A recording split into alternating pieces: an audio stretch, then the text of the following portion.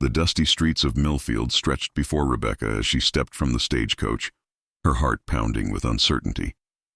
She clutched her small valise tighter, knowing it contained everything she owned in the world. The scandal back in Charleston had stripped away more than her reputation. It had taken her home, her friends, and any hope of a respectable future. Now, at 24, she was placing her faith in a letter from a stranger and the promise of a fresh start in the Colorado Territory. The town was smaller than she had imagined, with wooden buildings that looked temporary against the vast backdrop of mountains. Rebecca had expected someone to meet her, but as the stagecoach pulled away in a cloud of dust, she found herself alone on the main street with curious eyes watching her from doorways and windows. "You must be Miss Thornton." The voice was deep and weathered, belonging to a tall man who approached with measured steps. He was older than she had expected from his letters, perhaps 35, with sandy hair that needed cutting and lines around his eyes that spoke of too much sun and too many worries. His clothes were clean but worn, the practical garments of a working man. "Mr. Harrison," she replied, offering a small curtsy that felt foolish in the informal setting. "Yes, I'm Rebecca Thornton." Daniel Harrison studied her face with an intensity that made her uncomfortable. She wondered what he saw, a fallen woman seeking refuge or simply another soul trying to escape the past. His expression revealed nothing as he gestured toward her bag. "I'll take that. My wagon's just there." His voice carried no warmth but no judgment either. It was the tone of a man conducting necessary business. As they walked toward the wagon, Rebecca caught glimpses of the townspeople watching their interaction. She recognized the looks, the same mixture of curiosity and disapproval she had faced in Charleston after the rumors began. Even here, it seemed, her reputation had somehow preceded her. "Mr. Harrison," she began carefully, "I want you to know that whatever you may have heard about my circumstances in Charleston—" "It don't matter to me what happened back there," he interrupted, helping her into the wagon seat. "What matters is whether you can care for 2 little girls and help run a household. Everything else is between you and the good Lord." His bluntness was startling after the whispered conversations and pointed silences she had endured for months. There was something almost refreshing about his direct approach, even if it lacked any pretense of romance or courtship. The ride to his ranch took them past rolling grassland dotted with cattle. Daniel spoke little during the journey, pointing out landmarks and explaining the basics of his operation. He owned a modest spread with about 200 head of cattle, enough to provide a decent living if the weather cooperated and the prices held steady. "The girls are with Mrs. Patterson in town," he explained as they approached a simple farmhouse surrounded by outbuildings. "Figured it was best to let us talk first, see if this arrangement might work." Rebecca studied the house as they drew closer. It was well built but clearly lacked a woman's touch. The porch needed sweeping, the windows could use a good cleaning, and she could see laundry hanging haphazardly on a line behind the kitchen. It looked like the home of a man doing his best but fighting a losing battle against the demands of running both a ranch and a household.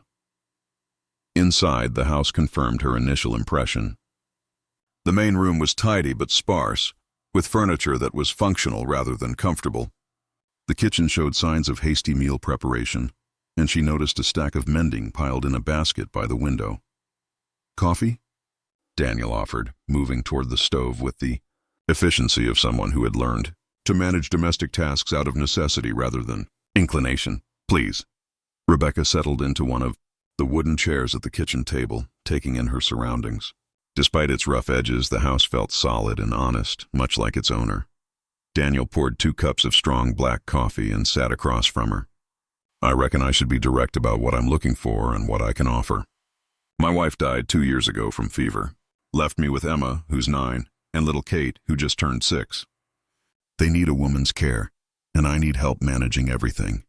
Rebecca sipped the bitter coffee, appreciating his straightforward approach. "And what do you know about my situation?" "Know enough," he replied. "Young woman from a good family who got herself in some kind of trouble. Enough trouble that coming west to marry a stranger seemed like her best option." He paused, studying her face. "What I don't know is whether you're running from something you did or something that was done to you." The question hung in the air between them, more personal than anything they had discussed. Rebecca set down her cup, surprised by her own desire to tell him the truth. "Something that was done to me," she said quietly. "I was engaged to a man my father chose, someone from what they called a good family. I discovered he was inappropriate with young women who worked in his family's businesses. When I tried to end our engagement, he claimed I had been improper with him, that I was trying to cover my own sins by making accusations against him. Daniel's jaw tightened, but he said nothing, waiting for her to continue. His family had more influence than mine. The story spread that I was damaged goods, that I had led him astray and then tried to ruin him when he wouldn't marry me. My own father believed them over me. Rebecca's voice grew steadier as she spoke, as if sharing the burden made it lighter. So I left. And here I am. Here you are, Daniel agreed, his tone neutral. And here's what I can offer in return. A roof over your head, food on your table, and protection from anyone who might think poorly of you.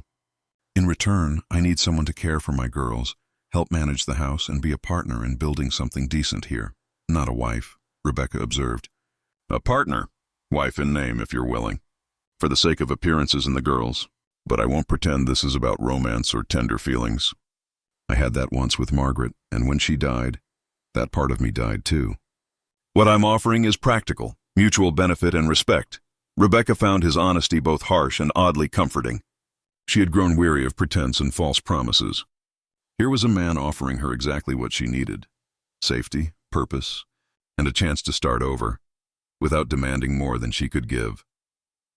I'd like to meet your daughters, she said finally. Daniel nodded. That's the important part.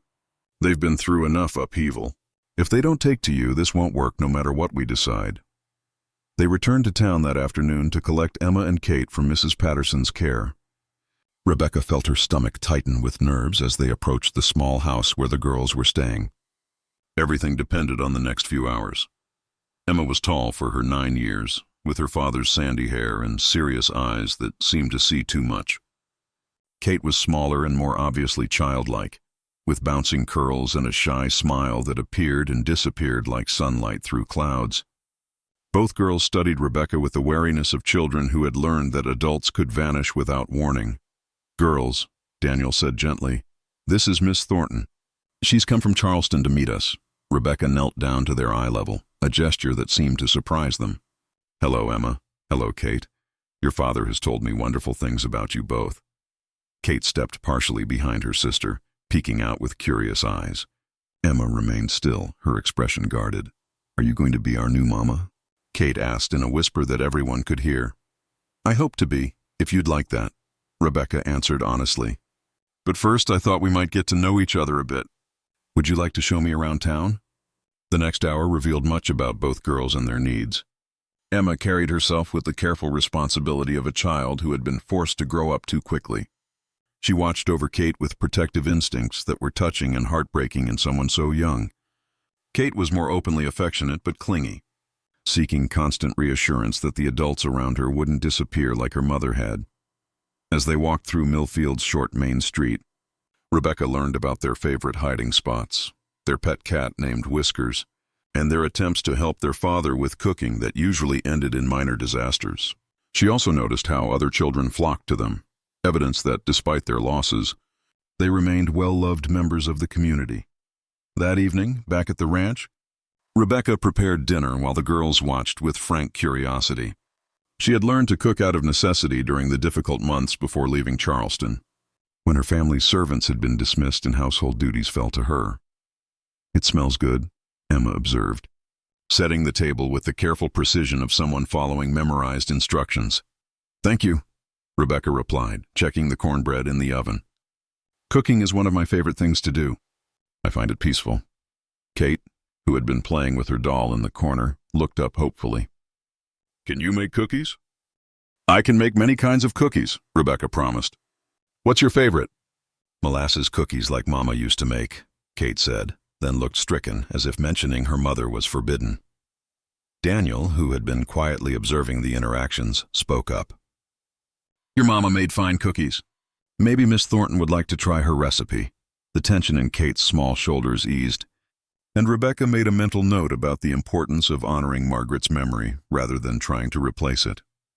After dinner, as Daniel put the girls to bed, Rebecca cleaned the kitchen and considered the events of the day. The house felt different with children's voices echoing through it, more alive despite its simple furnishings. When Daniel returned, he found her sitting at the kitchen table with a cup of tea, staring out the window at the darkening sky. "What do you think?" he asked, settling into the chair across from her. "I think your daughters are remarkable," she said. "Emma is trying so hard to be grown up, and Kate just wants to feel safe again. They both need someone who can give them permission to be children." Daniel nodded. "Emma's been trying to mother Kate and help me manage everything. It's too much responsibility for someone her age. What do you think?" Rebecca asked. "About this arrangement?" Daniel was quiet for a long moment. "I think you're good with them. Better than I dared hope. And I think you understand what this is and what it isn't." "A practical partnership," Rebecca said. "Based on mutual need and respect." "Yes, but that doesn't mean it has to be cold or unkind. Margaret and I started with love, but I've seen marriages built on practical foundations that grew into something deeper over time." Rebecca felt a flutter of something. Hope, perhaps, or possibility. "Are you proposing to me, Mr. Harrison?" "I am," he said simply. "Will you marry me, Rebecca Thornton? Will you help me raise my girls and build a life here?" Rebecca thought of Charleston, of the whispers and pointed fingers, of the family who had chosen to believe lies rather than stand by her. Then she thought of Emma's serious eyes and Kate's hopeful smile, of this man who offered her respect instead of judgment. "Yes," she said. "Yes, I will." The wedding took place 2 weeks later in the small church that served Millfield and the surrounding ranches. Rebecca wore a simple blue dress she had sewn herself, and the girls picked wildflowers for her bouquet. The ceremony was brief and practical, but when Daniel slipped a plain gold band on her finger, Rebecca felt something shift inside her. Not love, perhaps, not yet, but the beginning of belonging. As they walked back to the ranch as a newly formed family, Kate slipped her small hand into Rebecca's while Emma walked beside her father with new lightness in her step. "Mrs. Harrison," Daniel said quietly, and Rebecca realized it was the first time he had used her new name. Thank you," she replied, understanding that gratitude, mutual respect, and shared purpose might be the strongest foundation for building a life together. 6 months later, as Rebecca watched Daniel teaching Emma to rope cattle while Kate helped her gather eggs from their expanding chicken coop, she reflected on the unexpected turns that had brought her to this place. The scandal that had driven her from Charleston seemed like something that had happened to someone else. In another lifetime, she had come west, seeking shelter, and found something far more valuable. A family that valued her for who she was, work that gave her purpose, and the beginning of a love that grew not from passion, but from daily acts of kindness and shared commitment. When Daniel found her that evening, standing on the porch and watching the sunset paint the mountains purple and gold, he joined her in comfortable silence. "Any regrets?" he asked, a question that had become their evening ritual. Rebecca considered her answer as she always did, thinking of the life she might have lived, the society she had left behind, the dreams she had abandoned. Then Kate's laughter drifted from inside the house where she and Emma were playing with the new kittens, and Rebecca smiled. "Only that I didn't find my way here sooner," she said, meaning every word.